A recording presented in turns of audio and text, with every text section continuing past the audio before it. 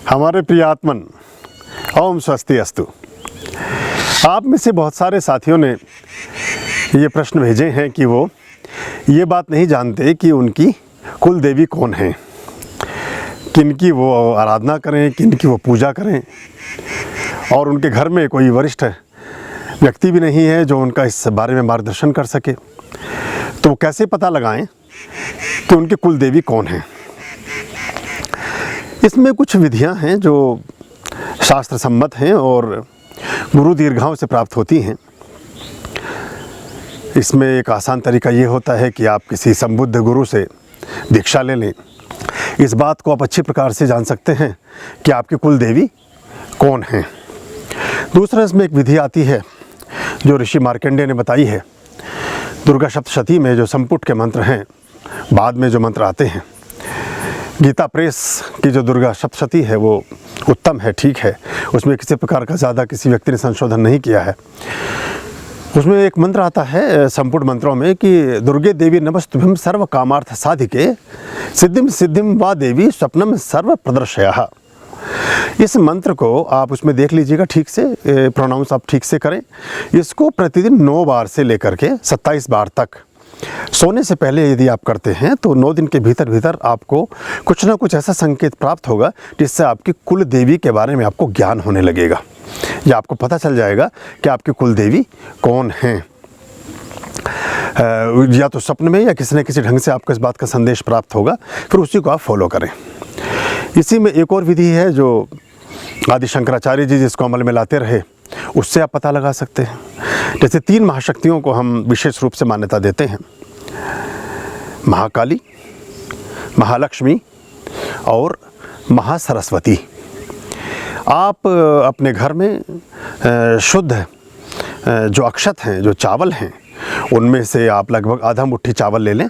एक ही बारी में आपने उन चावलों को उठाना है, एक बार में उठाएंगे जितने भी उठते हैं। कोशिश करें कि वो चावल शुद्ध हों।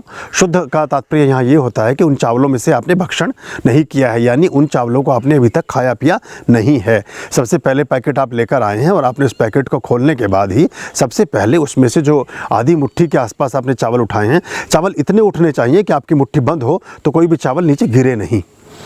इतने आकार में ना लें कि चावल बाहर निकल जाएं। एक बार आधी मुट्ठी में चावल ले लें, उस मुट्ठी को घुमा करके ऐसे करें जो चावल साइड में गिर जाएं, उन्हें गिरने दें। ना गिरे तो उत्तम है, अगर गिरते हैं तो गिर जाने दें। फिर जो चावल आपकी मुट्ठी में बचते हैं उनको एक छोटा सा जल का पात्र लेकर के साथ में रख लें और उसमें से आप जोड़ा बना करके 2-2 चावल उस जल में डालते जाएँ। सबसे बाद में आपके पास 1 से लेकर 3 चावलों के बीच बचेंगे। सबसे अंत में अगर 1 चावल बचता है तो आप मानें कि आप जो महालक्ष्मी हैं उनका आपके कुल देवी आपकी महालक्ष्मी हैं, और महालक्ष्मी से संबद्ध जितने गण रहे हैं और महालक्ष्मी से संबंधित जितनी भी अवतारी शक्तियां रही हैं शक्ति शाक्त परंपरा में, उसमें वही आपकी कुल देवी हैं। अगर आपका नंबर 2 चावल बचते हैं तो इसका सीधा संबंध ये है कि आपके कुल की देवी जो हैं वो महाकाली हैं, और कहीं ना कहीं काली का और काली से संबंधित स्वरूप, देखिए हर एक महाशक्ति बहुत सारे गणों और बहुत सारे स्वरूपों का प्रतिनिधित्व करती है। फिर उसको आप देखें और उससे संबंधित पूजा करिए। सीधे सीधे ये 3 शक्तियाँ तो आप पहचानते ही हैं, इन्हीं को फिर आप आराधें। अगर आपके 3 चावल बचते हैं तो इसका मतलब है कि महासरस्वती यानी विद्या से संबंधित देवी और विद्या से संबंधित जो कार्य हैं और जो शुद्ध और सात्विकता की देवी हैं वो आपके कुल को प्रतिनिधित्व करती हैं। आपके कुल पर उनकी एक अभीष्ट छाया है, वो आपके जीवन को बेहतर कर सकती हैं, अच्छा कर सकती हैं। तो इस तरह से आप अपने कुल की देवी के बारे में पता लगा सकते हैं। ये कुल देवी के संबंध में बात हुई।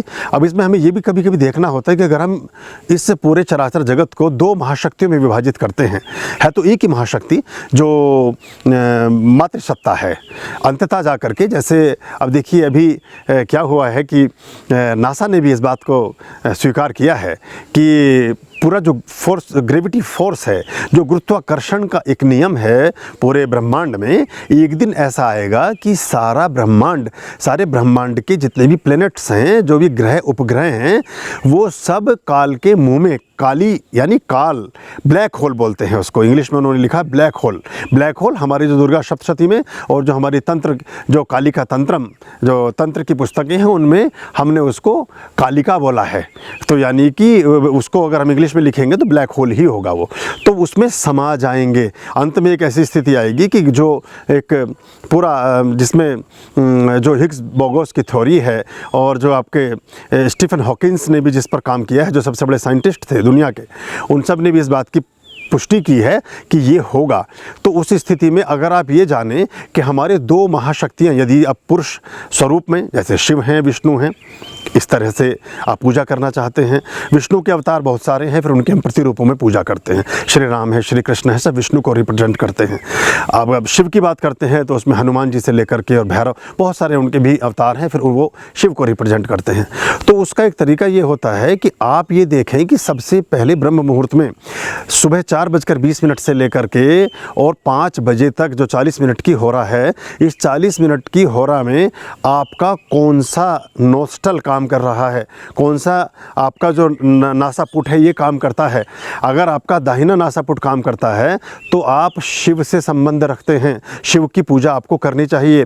और अगर आपका बायां नासापुट काम करता है तो इसका मतलब ये है कि आपको स्त्री सत्ता या मातृसत्ता, देवी से संबंधित स्वरूप हैं, उनकी पूजा करनी चाहिए। क्योंकि विष्णु ने भी जब भी पूजाएं की हैं, शिव की ही पूजाएं की हैं, तो उनकी अलग से पूजा करने की इस व्यवस्था में, जहां आप ये जानना चाहें कि हमारे कुल के देवी या देवता कौन हैं, तब ये विधि और विद्या काम आती है। आप इन छोटे छोटे उपायों से अपने जीवन को संवारें और सुधारें। जैसा हम बोलते हैं कि सीक्रेट्स ऑफ सीक्रेट, ये रहस्यों के रहस्य हैं और ये बड़ी विश्वास की और मान्यता की चीज़ें हैं। और जब आप इसको करना शुरू करेंगे और इस विधि और उपाय को जानने के बाद उस संबंधित गण या संबंधित देवी देवता के बारे में थोड़ा आपका रुझान बनेगा, तो आपके जीवन में बहुत सकारात्मक बदलाव आने प्रारंभ हो जाएंगे और जीवन अच्छा होने लगेगा। प्रहलाद जी ने भी एक प्रश्न साथ साथ लिखा था कि उनके हर कार्य में बहुत सारी बाधाएं आती रहती हैं। तो आपको भी मैं ये कहना चाहूँगा कि जैसे ही आपको इस बात का पता चलेगा, तो जो अवरोध हैं, जो बीच बीच में हर्डल्स आते हैं, जो बाधाएं आती हैं, उनसे आप मुक्ति पाने लगेंगे। इस उपायों को करके देखें। 2-3-4 विधियां मैंने आपको बताई हैं। और अगर किसी प्रकार की और शंका आती है तो इस वीडियो के नीचे ही आप कमेंट्स में लिखें, हम उसका उत्तर देंगे। ओम स्वस्ति अस्तु।